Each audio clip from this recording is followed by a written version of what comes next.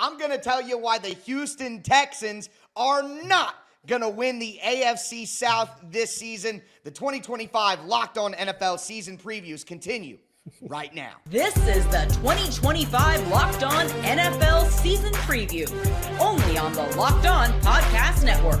Your team every day.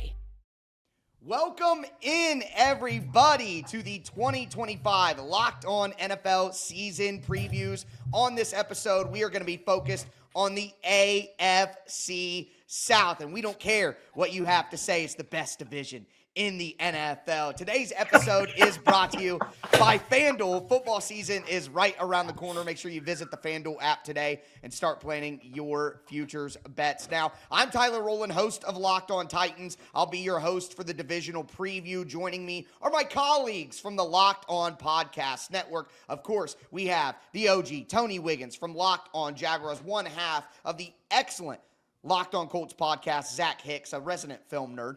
And then, of course, we have our main man from the Locked On Texans podcast, Showtime, John Hickman. Everybody, always great to get all the fellas together to break down the season ahead. Absolutely. Today, we're going to take a look at the contenders in the division. We're going to talk about which teams present the biggest challenge in the division, the most improved squads, the best players on all of these teams. And we're going to give you our division finishing predictions as well. Let's start at the end, everybody. The Houston Texans are the obvious favorites to win the AFC South this year. But I got to tell you guys straight out of the gate, and anybody who's been watching any of our shows know, I don't like to pull my punches. John, I don't think the Texans are going to win the South this year because the offensive line got significantly worse, and I think that's the most important thing in football outside of quarterback right now. So I think the Texans are the clear favorite, but I'm going to say they take a step back this year because the offensive line isn't good enough. What do you think, John? Well, this is a part of the show where I have to kind of duck some of those punches that you're not going to pull and throw some back. And to that offensive line point, I would say to the people who have not watched Locked On Texan podcast or may have not seen how I've talked about the offensive line. Listen, I know that they lost Laremy Tunsil in the offseason, which, by the way, was absolutely needed in terms of the culture that they wanted to set in that offensive line, wanted to be meaner, wanted to be more physical.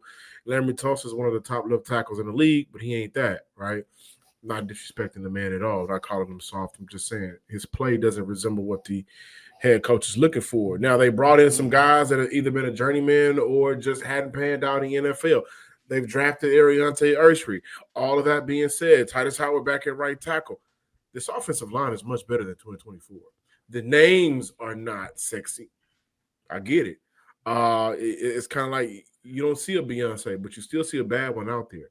Do I think that they're going to be a top 10 unit? No, I'm not going to say top 10 because top 10, you got some teams that are bringing back their entire offensive line, building on what they had last year. But they're playing with more togetherness, cohesiveness. They're playing physical. This won't be the year that we'll see somebody hit C.J. Stroud, the offensive line, let it happen. They won't get in your face about it this year. They're playing together. They're playing physical, and the scheme fits what they can do well. Won't see a lot of zone runs this year, more duo gap runs, and I think that's going to make it easier for the offensive line to be better than they were in 2024. Does anybody agree with me? Are you guys seeing Houston or anybody seeing Houston get knocked off this year? Yeah, I see them get knocked off, and you know who I think's going to do it. It's going to be the Jaguars, and I'm dead serious about that. I'm not being biased. Don't think for 1 minute I'm just saying this because I'm the host of Locked On Jaguar. I'm being dead serious. I think that's what we're thinking. Yeah, okay. But I will say that there's a lot of newness to the Jaguars, and there's sort of some newness too, as John alluded to the offense and the things that they're going to do. I think those things kind of mitigate each other a little bit, and if you have a champion, a two-time champion that did not make a bunch of wholesale changes on their staff and with personnel, that familiarity would scare me because it's like a dude that doesn't have to shed weight before a boxing match because that's the natural weight that he has all the time. But because they're so new and because they are trying to regain their footing, I know what that feels like. That looks like the Jacksonville Jaguars in 2022 and 2023. It's the same situation, and you keep trying to get back to this thing, this high, when that high was built on shaky ground as it was, because the offensive line ended up going away. And Bobby Slowick ended up being kind of shown as not being that dude that was the next guy like Ben Johnson. So I really do believe that it's all things being even between those two teams. I think the Colts, because of the uncertainty of quarterback, as well as the youth of the Titans, I think it's all about the Jaguars and the Texans. Yeah, I will kind of give some credence to what you guys are saying about like the Houston Texans here, where, like John said, I think this offensive line's a little bit better than what people are expecting, but I think it's more so going to come in the run game than the pass game. I don't really believe them in the pass game yet. I got to see it to believe it when it comes to these guys performing as pass blockers. Because like John said, I mean, Tunsil, for all of his warts, he was still one of the best left tackles in football on that blind side when he was playing. So I do got to see them in pass protection. And I think one thing we're not talking about enough too with the Texans is defense is highly regressible from year to year. And yes, even if you have everything on paper to be a dominant defense for 4 or 5 years straight, or even just 2 years straight, like you're trying to look at with the Texans, things happen and defenses regress and change so much from year to year. And it can be just to random luck. It can be to sporadic things. It's hard to count on defense being a top 5 unit back-to-back seasons. But I will be the one who says that the Texans are probably winning this division. And at the end of the day, it just comes down to quarterback. It really comes down to quarterback here, where Tyler's team has the young kid who's probably not fully ready yet unless he goes on some Jaden Daniels magic run, which might happen. Who knows? We'll see this season. The Colts certainly don't have that guy who can go toe-to-toe with the quarterbacks in this division. No, we don't. I mean, we'll see how many quarterbacks play for the Colts this year will be the big thing here. And CJ Stroud's been there, done that. I know Trevor Lawrence has had some good moments in the past, but recently it just hasn't been at the level of CJ Stroud. And because of that, and because even if I think the Texans defense takes a slight step back this year, it's still like a top 10 defense in football. Still, I mean, their peak is number 1. Their floor is probably still like top 12. Like, they're not going to fall that far off. So I think the Texans are a pretty good team. I think they're going to be the team to beat. Jaguars are probably my number 2 team in the division right now. But I do think it's Texans by a little bit of a margin over the Jaguars. John, let me ask you, since your Texans are the favorite in the division, if you had to pick one of the other AFC South teams that you think may win if the Texans don't win, would you stick with Jacksonville like everybody else, or are you going off the board a little bit? I'm going with Jacksonville simply based on they got the quarterback that at this juncture we have to trust more than Cam Ward, who I like, by the way, and also the 2 guys that's up in Indy. And also I look at Indy, and I think that there may be some internal turmoil going on. This is from the outside looking in. And as much as Cam Ward likes to say he has one of the best receiving corps in the NFL, we know Cap when we see it. Jacksonville, though, they made some moves in the offseason. You get a player like Travis Hunter, I think that he brings an immediate boost to whatever side of the ball he's playing on that drive. I think that they have a little bit more competency as a head coach in the head coaching department. So I like Jacksonville to be better than what they were in 2024. And also I would say I think in a couple of years, this division, the coach can get it right at quarterback, this division will be a lot better than where it is right now. But it's Houston and it's Jacksonville to come take it. You know what I like that John did, John, and this is, we always talk about here on Locked On NFL, how local, how you know more stuff, and because you're in tune. The benefit that John had with Trevor, and I know y'all used to be joking, but I'm gonna be dead serious. In CJ Stroud's rookie year, he was the rave of the league. Yes. The Jaguars went to Houston. John, you saw the game, and Trevor Lawrence said, "Hold my beer." And I think what John probably saw in that one game, and I've seen it more because obviously we watch our own teams every week. But in a game like that, where they were talking about this is CJ Stroud, the hot shot rookie, this is Trevor, the dude that had all of his promise, Trevor Lawrence went in there and slung that thing that day. Yeah. And so when you've seen someone do that in that type of situation, you kind of tell yourself, I don't care what everybody else says. I saw it with my own eyes. Well, I think we're talking about probably the 2 best players in the division. And if they aren't the 2 best players in the division, I certainly think they're probably the top 2 MVP candidates in the division. We'll talk about that. Some top 100 NFL talk. We're just getting started again. Going to talk about the best players in the division. There's some omissions in there, and at least one guy who I think is going to be on that list next season. It's the 2025 Locked On NFL season preview of the AFC South. Do want to let you guys know that today's episode is brought to you by Prize Picks, the daily fantasy platform that lets you turn your fantasy predictions into real rewards. Preseason is already heating up. College football isn't that far behind. Whether you got your eye on a big-name quarterback or a breakout running back, Prize Picks makes it easy to get into the game. We're talking about AFC South. You want to go more on the passing yards for C.J. Stroud. You want to go less on the receiving yards of Tyler Warren. Maybe you want to go more on the sacks of Will Anderson. You can do it all on Prize Picks. They have the flex play option that's a total game changer. Even if you miss one of your picks, you can still double your money. Download the Prize Picks app today. Use the code LOCKEDONNFL to get $50 in lineups after you play your first $5 lineup. That's code LOCKEDONNFL to get $50 in lineups after your first $5 play. It's Prize Picks. Run your game.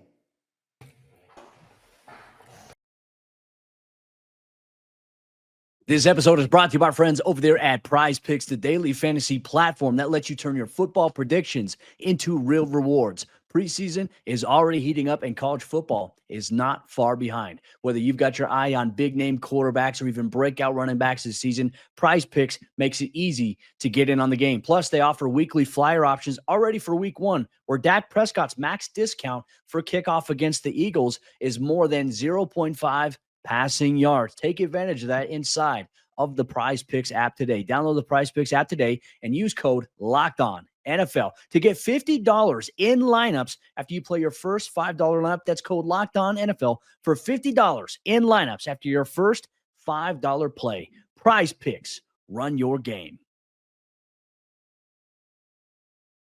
All right, let's continue the 2025 AFC South preview here. Do want to remind you that you can get daily coverage of your favorite NFL team by subscribing to their Locked On podcast. We also have the entire NFL covered nationally with Locked On NFL, which me and Tony host, Locked On NFL Scouting, Peacock and Williamson, Locked On Fantasy Football, Locked On Dynasty Football, and you can get 24/7 coverage of the NFL with our brand new Locked On NFL stream, free on YouTube and on Amazon Fire TV. But the Locked On NFL Top 100 came out this offseason. Very, very interesting. But we have quite a few members of the AFC South present. We got Derek Stingley Jr., cornerback from the Texans at 23. Charvarius Ward, cornerback from the Colts at 50. Jeffrey Simmons from the Titans at 55. Quentin Nelson from the Colts at 56. C.J. Stroud for the Texans at 58. Nico Collins for the Texans at 61. Will Anderson for the Texans, again, at 66. Travis Hunter, at 67. And then Danielle Hunter, edge for the Texans, at 99. Guys, I got to come out of the gate right here, right away. Please, I know where you're going. I got to say, Travis Hunter making it into the top 100 when Brian Thomas Jr. isn't there over Danielle Hunter. Tony, I like Travis Hunter. I like the move from the Indianapolis Colts. Do you have any defense of this ranking, or do you think this is a little too much too early for the star rookie cornerback wide receiver? I have no defense for it, and I didn't do it, and I wouldn't have done it. And okay. I we're all did on it. the same page. So I didn't do it either. Yeah. So I do have We're all a policy. looking for the guy who did this. Yeah, I have a policy. I just don't put rookies in top 100. You just got to see them. But I will tell you this. From what I know, from what I've seen close up, there ain't 5 people that's going to shake his. I'm confident to say he's one of the 5 best athletes, not only in the division, but in the conference. He has this athletic confidence about him, dog. And when you watch him, that stuff is real. It is not. And when you've been to camp and you've seen it, and I've done this for 2 decades, I'm telling you, out of all the people I've ever seen, probably Jimmy Smith and Fred Taylor, that I can say, and Tony Baselli, that I could say athletic wise in that teal and black, Nobody's been like that. So I will say that. But Brian Thomas Jr., in my opinion, should have been there, and I think he should have been in the top 50.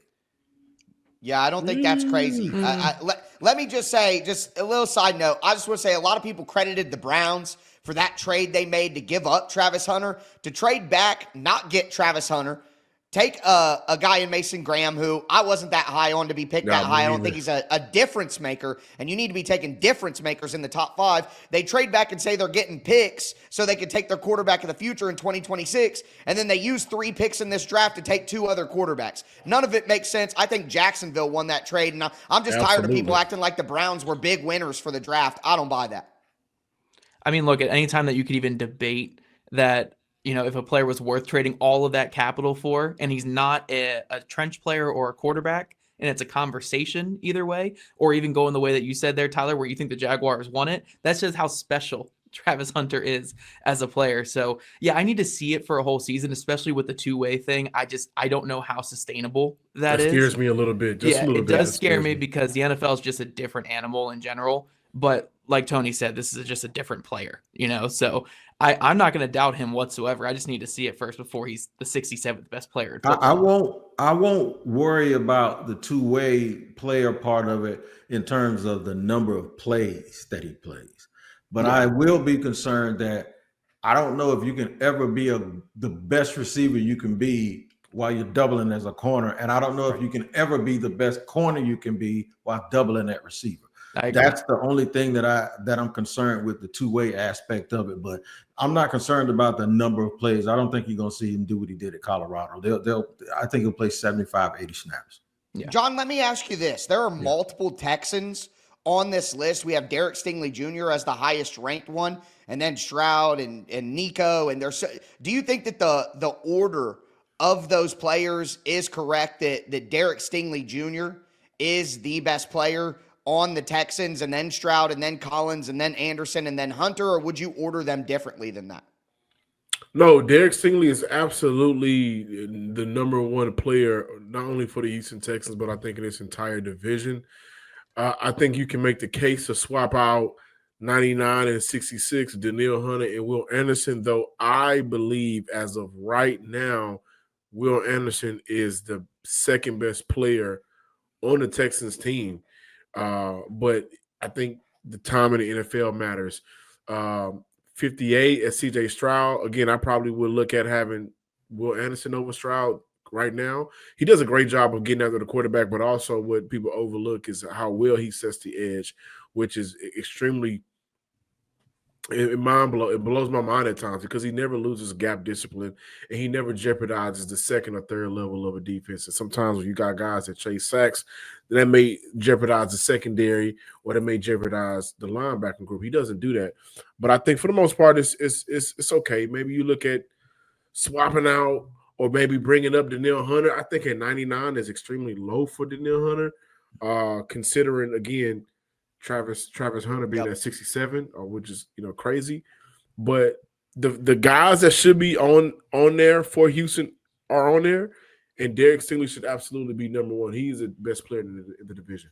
That brings up a great next question because I go to Zach. And you say the guys that are on there for the Texans should be on there. Zach, I'm looking at Quentin Nelson, who is constantly revered and gets the respect that he deserves.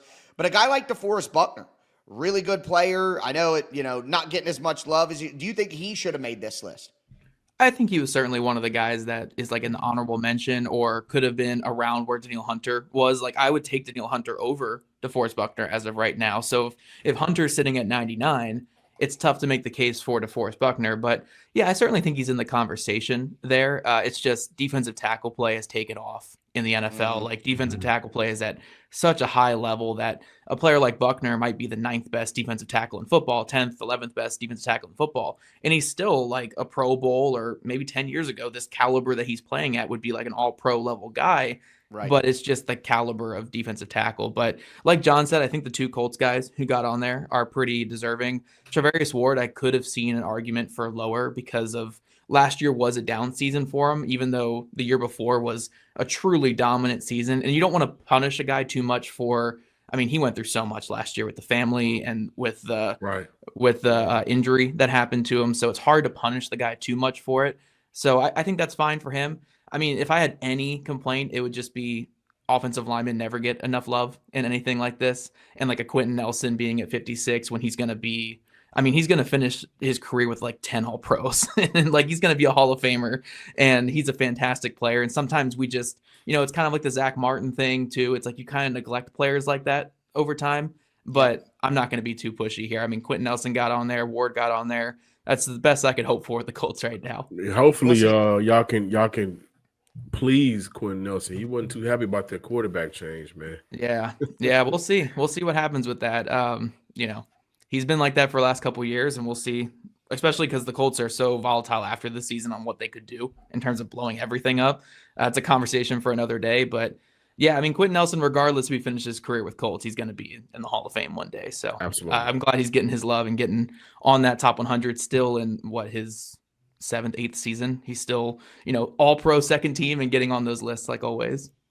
I wonder if Quentin Nelson's frustration isn't necessarily that it's not Anthony Richardson, but that he just knows this is going to lead to more change. And as he said, stability is really how you win in the NFL. And hopefully the Titans are able to be stable with Cam Ward, because we talk about omissions. The only guy on the list for the Titans is an interior defensive lineman, Jeffrey Simmons, and he deserves it. But you got to hope that Cam Ward can get on that list. And I know, Tony, you're thinking Trevor Lawrence probably deserved to be on that list after the season ahead. You got to hope that your quarterback can get on there if you want a chance to win in the NFL. So that's what I'm looking for there. But we're talking about, all these talented players in the division, but there's only one team. There's only one team in the division that is the most improved talent-wise this all season. We're going to dive into that next on the 2025 Locked On NFL season preview of the AFC South. Today's episode is brought to you by Reshape.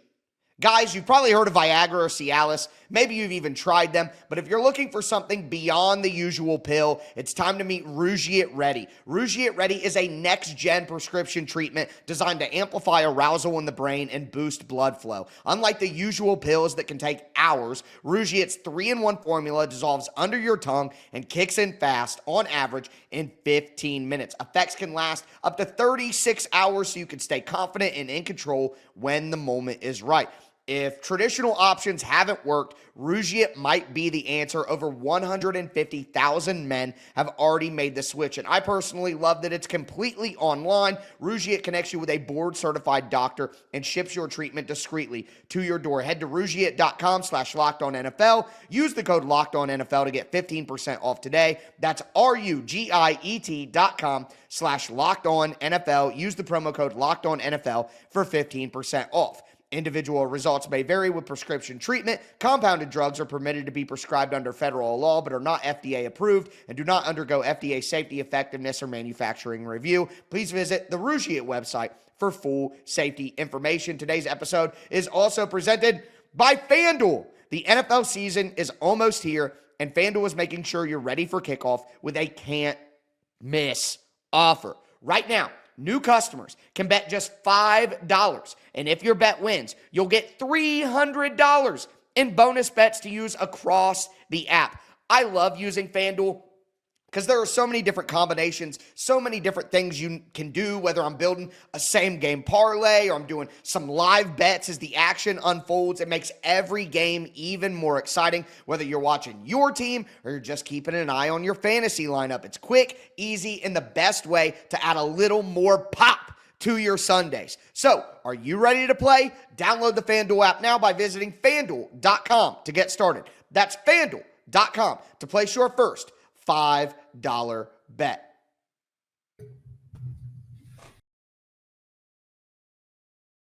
Today's 2025 NFL season preview is brought to you by our friends over there at FanDuel Sportsbook. And as you all know, FanDuel, they are America's #1 sportsbook. And right now, with the NFL season right around the corner, they want to get you in the game with an offer that you simply can't miss, because new users can bet just $5 and win up to $300 in bonus bets if your first bet wins. And you can use that all across the app for NFL season futures. You can even go through what I do on my Sunday morning routine. I like to pull up my phone, go into the FanDuel Sportsbook app, and then I'll go through the morning games. I'll pick all the money lines, and then the primetime slate, I'll go through and I'll do player props and parlay them together inside of FanDuel. That's part of my routine, but FanDuel, once again, wants to make sure if you sign up today as a brand new customer, you bet $5. Your first bet wins. You'll get $300 in bonus bets guaranteed. So make sure you check it out. Are you ready to play? Download the FanDuel app now by visiting FanDuel.com to get started. That's FanDuel.com.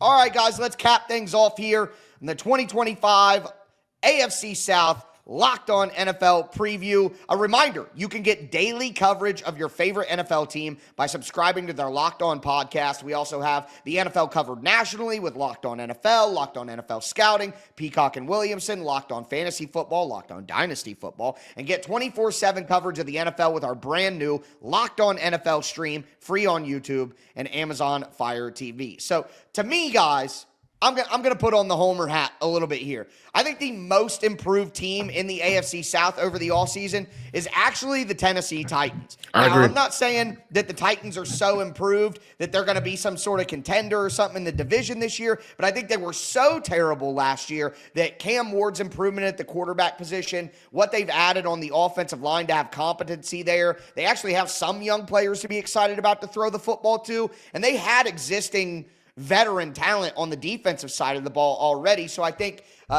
with some of the coaching changes and just the natural additions of talent this year, I think the Titans are actually the most improved, and I don't think that I'm being a homer here. No, I agree. Everybody in the well, not everybody no more, but Wig and I know and understand what it feels like to have a quarterback. And since Will Levis was drafted, you guys didn't have that opportunity. No. And I look at the other team of the division, the Indianapolis Colts. Now they have two quarterbacks, and if you don't have one, you ain't got none. And neither one of those options have shown to be pretty good, though Daniel Jones doesn't have a playoff win. But I like Cam Ward. I think Cam is in a very – I think it's going to be a little difficult and challenging for him. I agree.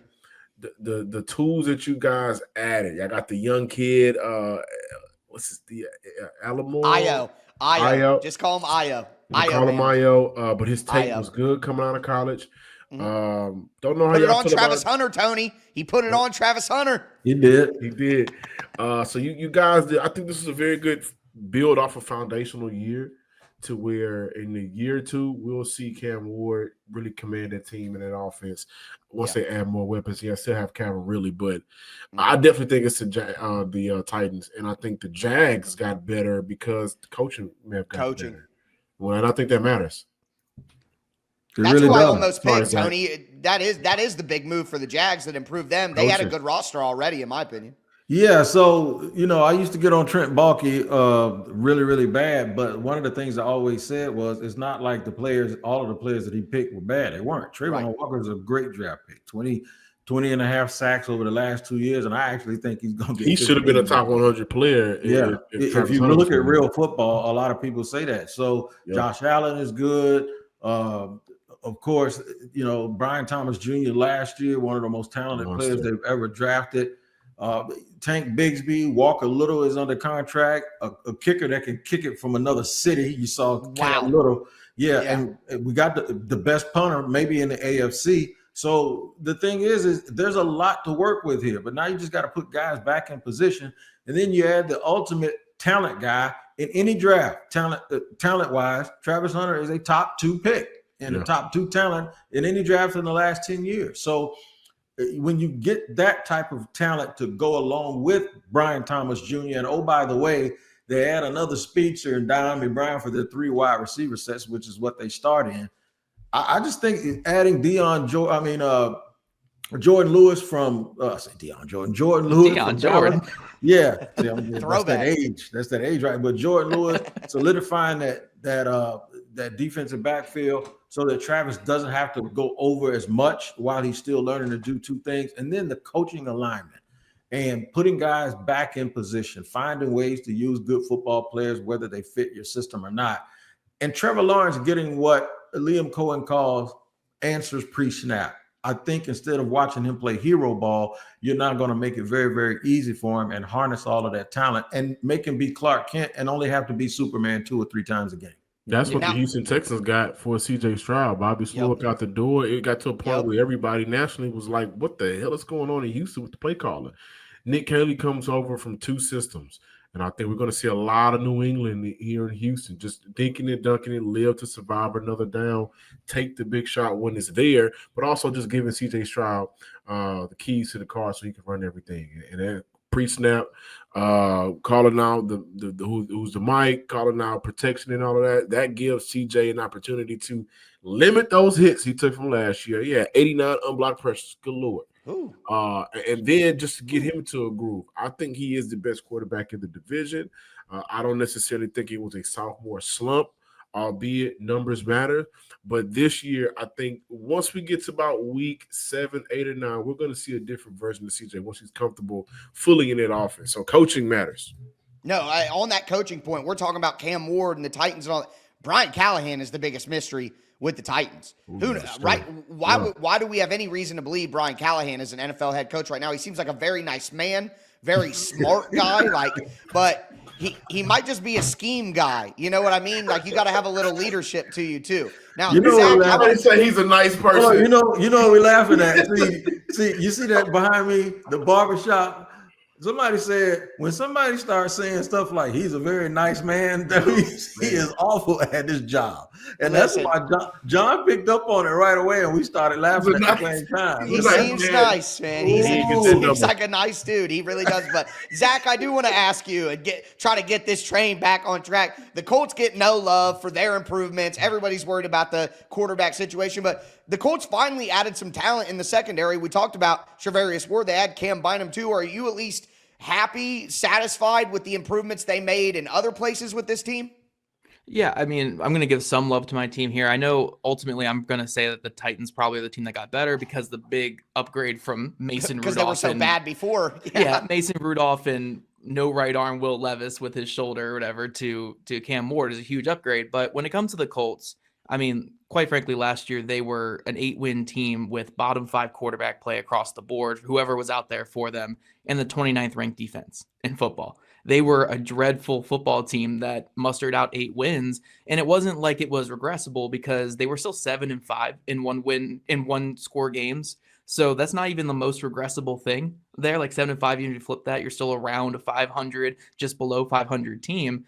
So now you factor in that they added a lot of talent to their secondary. They're bringing in Lou Anarumo, who had a lot of success with the Cincinnati Bengals. I know it went downhill last year, but you're giving him Cam Bynum, you're giving him Charvarius Ward, you're giving him Zaire Franklin, who was an All-Pro last year, DeForest Buckner, Leatu Latu. There's a lot more talent on this Colts defense than what the Bengals had last year.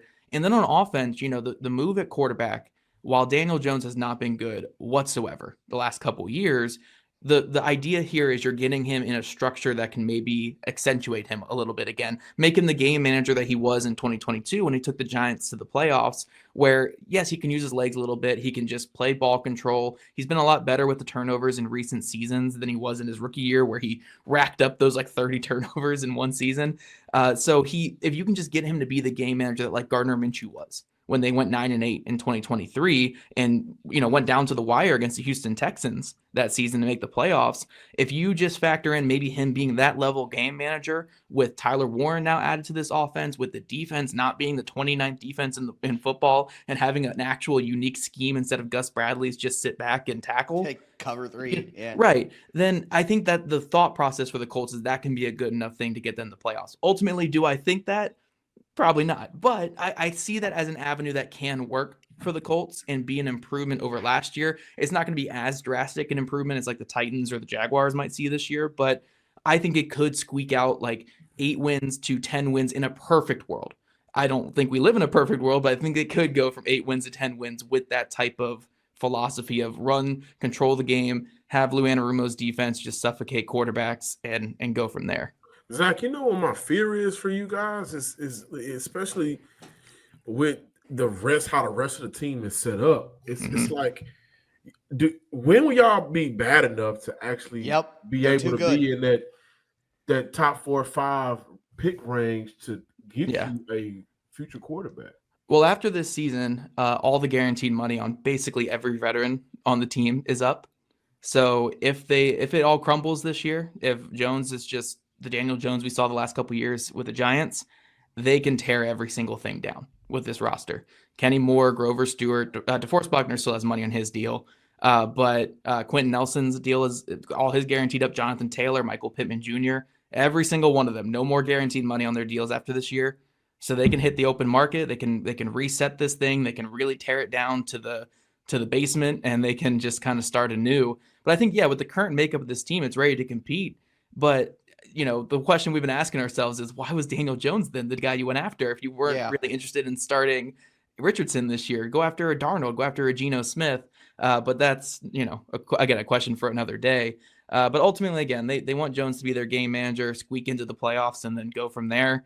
What does that really do for you long-term? I'm not sure, but for short-term success, I guess it can get you a playoff appearance and keep your jobs for another year. But we all know here that we look long-term, and that's probably not the best thing long-term. Well, let's see if people think maybe the Colts can get that done. Real quick, fellas, just your list. We'll go 1 through.